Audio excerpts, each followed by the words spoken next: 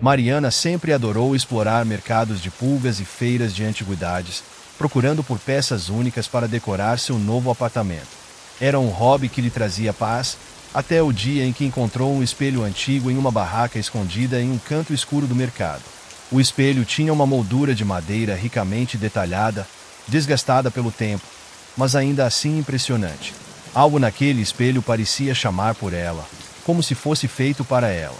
Sem hesitar, comprou-o e o levou para casa, sem saber que aquela decisão mudaria sua vida para sempre. Mariana pendurou o espelho no banheiro, exatamente acima da pia. Era o lugar perfeito, e ele imediatamente deu ao ambiente uma aura clássica e charmosa. No entanto, desde o momento em que o espelho foi colocado ali, pequenas coisas começaram a parecer erradas. O espelho refletia a imagem de Mariana perfeitamente, mas, às vezes, ela tinha a sensação desconfortável de que havia algo mais refletido, algo que se escondia nas bordas de sua visão, fugindo antes que ela pudesse perceber claramente. Ela atribuía essas sensações ao estresse do trabalho e tentava ignorá-las.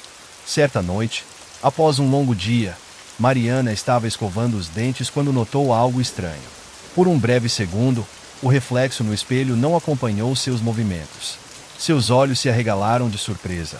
Mas, ao olhar mais atentamente, tudo parecia normal.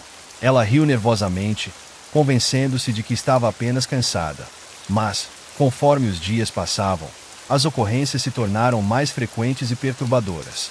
Uma noite, enquanto se preparava para dormir, ela notou uma figura indistinta no espelho. Era apenas um vulto, mas parecia estar parado atrás dela. Quando se virou rapidamente, nada havia ali. Ao olhar novamente para o espelho, o vulto havia desaparecido. Mariana começou a se sentir observada, como se o espelho estivesse escondendo algo, ou alguém, que ela não podia ver claramente.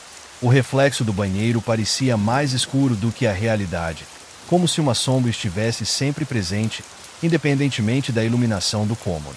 Certa manhã, após uma noite inquieta, Mariana acordou com olheiras profundas e um sentimento de pavor que não conseguia explicar. Quando foi ao banheiro, o espelho parecia ainda mais escuro. Enquanto lavava o rosto, algo no espelho chamou sua atenção. Havia uma cena refletida que não era seu banheiro. Era um quarto antigo, com móveis de madeira pesada, cortinas escuras e uma cama de dossel. No meio do quarto, havia uma mulher jovem, ajoelhada no chão, chorando incontrolavelmente. Mariana congelou, sentindo o sangue gelar em suas veias. A mulher no espelho levantou o rosto, revelando olhos desesperados que pareciam clamar por ajuda. Mariana queria desviar o olhar, mas estava paralisada, hipnotizada pela tristeza profunda da mulher. De repente, a cena mudou e a mulher foi puxada para fora de quadro por uma força invisível, seus gritos ecoando na mente de Mariana. Quando a imagem desapareceu, Mariana caiu no chão, respirando pesadamente, o coração batendo acelerado. Ela sabia que o que tinha visto não era apenas uma ilusão. Algo, ou alguém, estava preso naquele espelho. Assustada, Mariana decidiu pesquisar a origem do espelho. Voltou ao mercado de pulgas, mas a barraca onde o comprará havia desaparecido. Perguntou aos vendedores vizinhos, mas nenhum deles se lembrava de uma barraca com aquele espelho. Isso só aumentou seu desespero. Determinada a descobrir a verdade, ela visitou uma loja de antiguidades especializada. O proprietário, um homem idoso e de olhar cansado, ficou alarmado ao ver uma foto do espelho. Ele contou a Mariana que aquele espelho era conhecido por carregar uma maldição. Pertencera a uma mulher do século XIX que havia perdido sua família em um incêndio. Devastada pela dor, a mulher passará dias trancada em seu quarto, diante daquele espelho, até que um dia desaparecera misteriosamente, sem deixar rastros. Desde então, o espelho havia passado de dono em dono, sempre trazendo tragédias e desaparecimentos inexplicáveis. O antiquário aconselhou Mariana a se livrar do espelho imediatamente, mas ela sabia que não seria tão simples. Algo no espelho parecia estar ligado a ela agora, algo que não a deixaria partir tão facilmente. Naquela noite, o medo de Mariana chegou ao ápice. Ela decidiu enfrentar o espelho, acreditando que, se não o fizesse, poderia acabar como a mulher que vira refletida. Acendeu velas ao redor do banheiro, criando um círculo de luz ao redor de si mesma. Olhou fixamente para o espelho, esperando que algo acontecesse. O tempo parecia se arrastar, mas, finalmente, o espelho começou a escurecer novamente.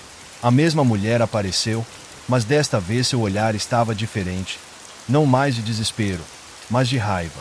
Atrás dela, sombras começaram a se mover, crescendo e tomando forma.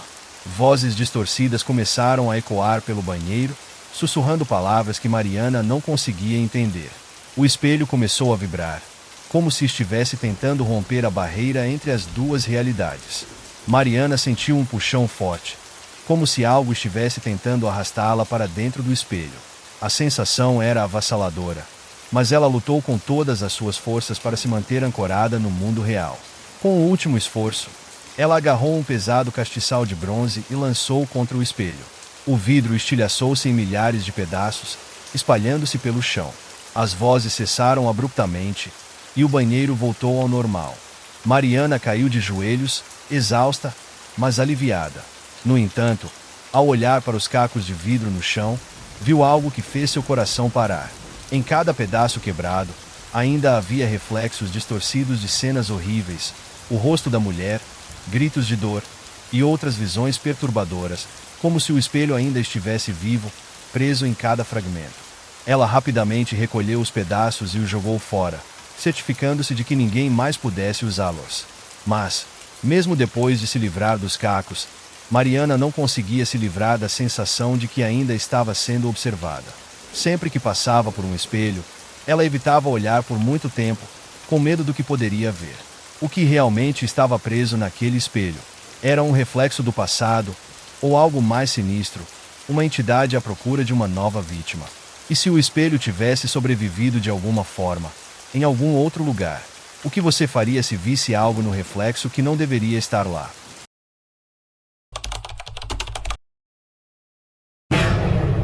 Ana sempre foi apaixonada por sapatos vintage. Para ela, cada par contava uma história, carregava a essência de uma época passada. Em uma tarde de sábado, enquanto passeava por uma loja de antiguidades escondida em uma rua pouco movimentada, algo em uma prateleira chamou sua atenção. Era um par de sapatos femininos, de couro marrom desgastado, com um leve toque de verniz que, mesmo envelhecido, ainda reluzia sob a luz amarelada da loja. Eles eram elegantes, mas havia algo de estranho neles. Apesar disso, Ana não conseguiu resistir e decidiu comprá-los. Naquela mesma noite, Ana decidiu usar os sapatos para uma festa. Eles se ajustavam perfeitamente aos seus pés, como se tivessem sido feitos sob medida. À medida que caminhava, sentia-se estranhamente confiante, como se o par de sapatos a estivesse levando adiante.